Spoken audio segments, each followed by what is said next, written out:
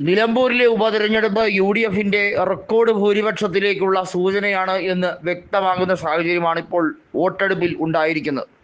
74% polling നടന്നിരിക്കുന്നു. എന്നാൽ postal വോട്ടുകൾ ഉൾപ്പെടെയുള്ള കാര്യങ്ങൾ വോട്ടെണ്ണലിൻ്റെ രാവിലെ വരെ സ്വീകരിക്കപ്പെടുന്നതായതുകൊണ്ട് അന്തിമമായി എത്ര വോട്ടുകൾ എന്നുള്ള കാര്യത്തിൽ വ്യക്തത വരുന്നില്ല. ശതമാനക്കണക്കിൽ ഏറെക്കുറെ വ്യക്തതയുണ്ട് എങ്കിൽ പോലും അന്തിമ വോട്ട് എണ്ണൽ എന്ന രീതിയിലേക്ക് വരുമ്പോൾ അത് തിങ്കളാഴ്ച, അതായത് 23-ാം തീയതി രാവിലെ 8 മണിക്ക് വോട്ടെണ്ണലിൻ്റെ തൊട്ട് മുമ്പ് വരെ അത് സ്വീകരിക്കപ്പെടും എന്നുള്ളത് വ്യക്തം. കൃത്യമായി പറഞ്ഞാൽ UDF സ്ഥാനാർത്ഥിയുടെ വിജയം അത് അനിവാര്യമായിരിക്കുന്ന ഒരു രാഷ്ട്രീയ സാഹചര്യമായിരുന്നു.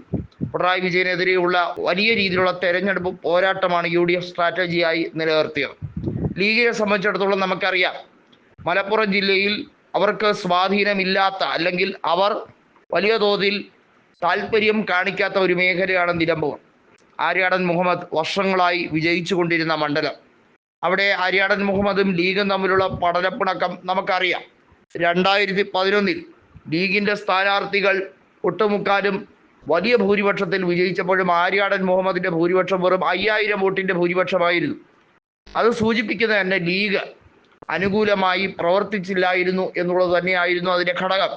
അതുകൊണ്ട് തന്നെ ആര്യാടനെതിരെയുള്ള നിരവധിയായിട്ടുള്ള ലീഗിൻ്റെ പരാമർശം, പ്രത്യേകിച്ചും 5ാം മന്ത്രി വിവാദത്തിൽ ചന്ദ്രിക ദിനപത്രത്തിൽ വന്ന ആര്യാടനെ കുറിച്ചുള്ള ലേഖനം ഉൾപ്പെടെയുള്ള കാര്യങ്ങൾ നമ്മൾ അറിയുന്ന കാര്യമാണ്.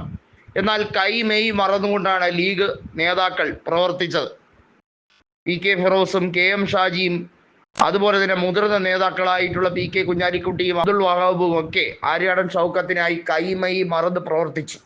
PK കുഞ്ഞാലിക്കുട്ടിയോട് മാധ്യമ പ്രവർത്തകർ ചോദിച്ചപ്പോൾ ഇവിടെ UDFന്റെ വിജയമാണ് ഞങ്ങളുടെ ഏറ്റവും അടിസ്ഥാന ഘടകം, അതാണ് ഞങ്ങളുടെ ഏറ്റവും വലിയ ഇപ്പോഴത്തെ കാര്യം എന്ന് വ്യക്തമാക്കിയിരിക്കുകയാണ്. ഒരു തവണ കൂടി ലീഗിന് അധികാരത്തിന് പുറത്തിരിക്കുക എന്ന് പറയുന്നത് ചിന്തിക്കാൻ കൂടി കഴിയാത്ത ഒരു സാഹചര്യമാണ്. 2026 തെരഞ്ഞെടുപ്പിൽ അധികാരത്തിൽ വരുന്നതിൻ്റെ ശുഭസൂചനയായി തെരഞ്ഞെടുപ്പ് വിജയത്തെ കാണാൻ കഴിയും എന്നതാണ് ഇപ്പോൾ PK കുഞ്ഞാലിക്കുട്ടി പ്രകടിപ്പിച്ചിരിക്കുന്നത്. ഷൗക്കത്തിനെ സംബന്ധിച്ചിടത്തോളം നിലമ്പൂർ അത്ര അനുകൂലമായിരുന്ന ഒരു തട്ടകമായിരുന്നില്ല. 2016 ആര്യാടൻ മുഹമ്മദ് മത്സരിക്കാതെ മകനായി മാറ്റിവെച്ചപ്പോൾ ആ മണ്ഡലത്തിൽ അദ്ദേഹം പരാജയപ്പെടുകയാണ് ചെയ്തത്. 2011 ആര്യാടൻ ജയിച്ചെങ്കിൽ പോലും നേരിയ ഭൂരിപക്ഷമായതുകൊണ്ട് തന്നെ വലിയ ബുദ്ധിമുട്ടായിരുന്നു ആര്യാടൻ ഷൗക്കത്തിന് സാഹചര്യങ്ങൾ. 2021 VV പ്രകാശ് ശക്തമായ പോരാട്ടം കാഴ്ചവെച്ചെങ്കിൽ പോലും 2000-ലേറെ വോട്ടുകൾക്ക് പരാജയപ്പെടുകയും ചെയ്തു. VV പ്രകാശിൻ്റെ കുടുംബവുമായി ബന്ധപ്പെട്ട സാഹചര്യങ്ങളിലും അദ്ദേഹത്തിൻ്റെ കുടുംബം കോൺഗ്രസിന് അനുകൂലമായ നിലപാട് സ്വീകരിക്കുമോ എന്നൊക്കെയുള്ള ചോദ്യങ്ങൾ ഉണ്ടായിരുന്നു. എന്നാൽ VV പ്രകാശിൻ്റെ ഭാര്യ പറഞ്ഞത് മരണം വരെയും തങ്ങൾ കോൺഗ്രസിനോടൊപ്പം തന്നെ നിൽക്കും എന്നുള്ള കാര്യമാണ് വ്യക്തമാക്കിയത്.